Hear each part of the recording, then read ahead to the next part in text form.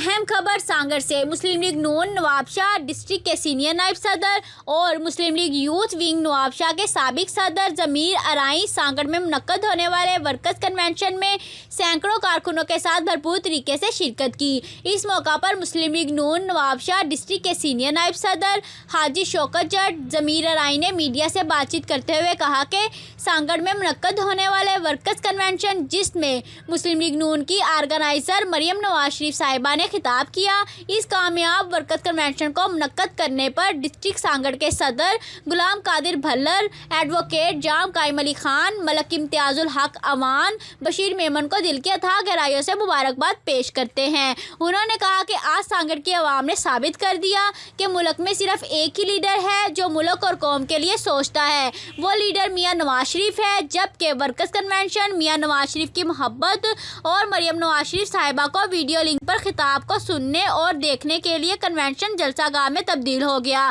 انہوں نے کہا کہ مریم نواز شریف نے عوام کے جمع غفیر سے تاریخی مدلیل خطاب کیا اور اندرونی اور بیرونی سازشوں کو بے نقاب کیا۔ حمایتی نیوز سے محمد وقار بھٹی کی رپورٹ۔ مزید خبروں کے لیے دیکھتے رہیں حمایتی نیوز HD۔